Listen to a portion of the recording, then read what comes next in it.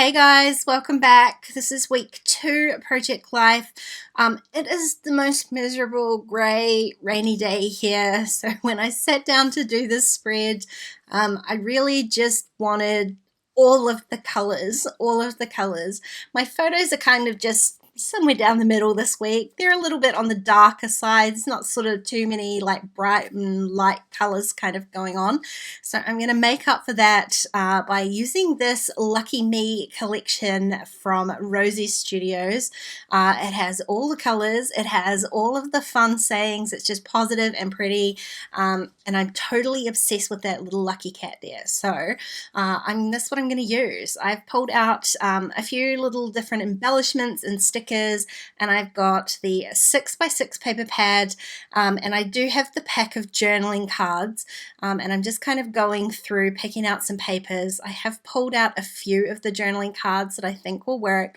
I'm going to need to alter those just a little bit because I'm a total fanatic. I cannot have rounded corners with square corners. Can you mix them? Are you okay with mixing them on a spread?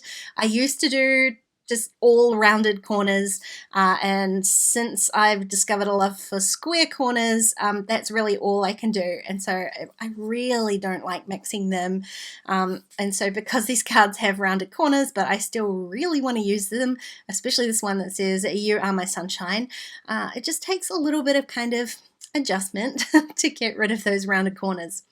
So what I'm doing is trimming off just a very small amount from each of the 4 edges of the card. That takes care of the rounded corner. Of course, that then makes it not a 3x4 card.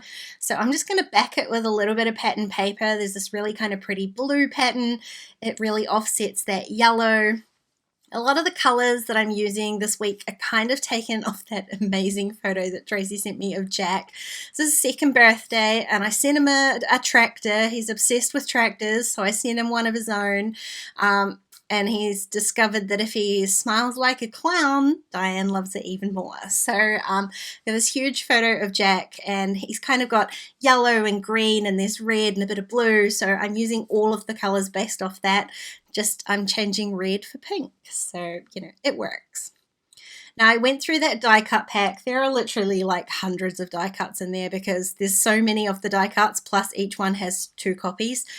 So a lot of die cuts in there. I saved you the amount of time that I spent looking through there.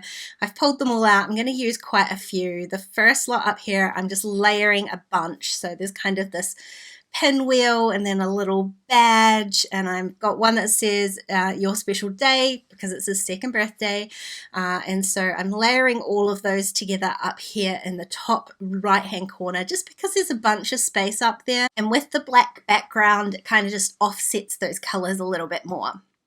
Now, I added a number 2 on that little badge there because it's his 2nd birthday, and I decided as far as a cluster goes, it needs a little bit more. So I've layered on an epoxy sticker, green, yes.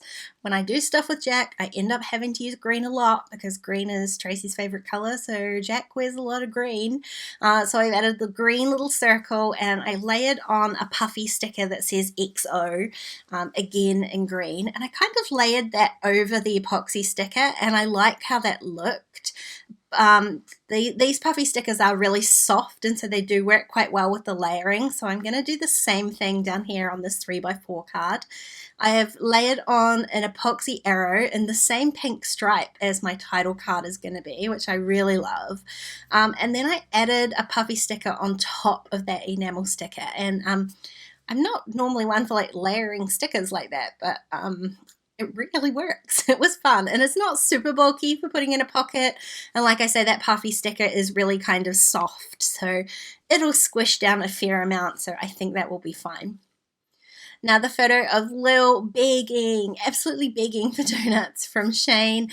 I first pulled out the little I love you die cut, and then I saw the one that says happiness is shared, and I thought that was perfect because those 2 sentiments are probably exactly what she was thinking. I love you, Shane. I also love donuts. You should share with me. So I've just layered those together. Super simple. This photo here was a little bit harder because that was my first day back at work after our Christmas break. I still felt like I needed another week at least holiday, so I'm just trying to add all the kind of positive sentiments on here. There was a little ticket die cut, and it did have a perforation down it, but what I did was just trim it in half so that it's a sort of stripe across the photo. So I glued one half on one side and then the other on the other side, rather than just leaving it as one piece. It's just a tiny bit of interest, but it means that the thing goes all the way across the bottom of my photo. And there's a whole kind of pile of blank space down there, so it fills that up quite nicely. I added a little sentiment sticker and then a puffy rainbow because I had to. I definitely wasn't feeling puffy rainbows on that day, but now it's not so bad, so I can add the puffy rainbow in. Now this little photo here, I happened to catch Crystal's live stream and took a photo, so I've popped that in there and I've just layered on one of the die cut tags. I put that underneath because that blue was really kind of quite a strong blue and I didn't necessarily want to have that huge block of blue down the bottom there. So I've layered on the pink die cut and a couple of stickers, and then I'm just joining those two, the card and the photo together so that they fit into that 4x6 pocket.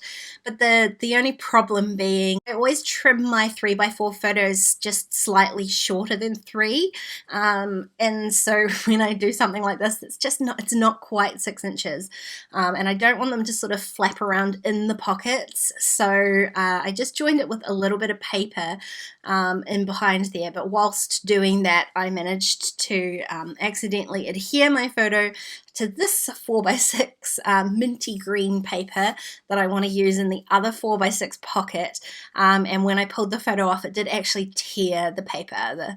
The paper in the Rosie Studios 6x6 paper packs, it is quite thin paper. It's definitely paper, not cardstock, and so that did tear reasonably easily. So I'm having to kind of cover it up, and I pulled out those 2 heart die cuts down the bottom there, and so I'm going to cover them up with one of those die cuts, and I decided I might as well just like try and make this a theme since I'm going to have to stack all those hearts down there. So I'm adding some little sticker hearts at the top, and I'm offsetting these 2 little square photos instead of having them sort of side by side like I had planned.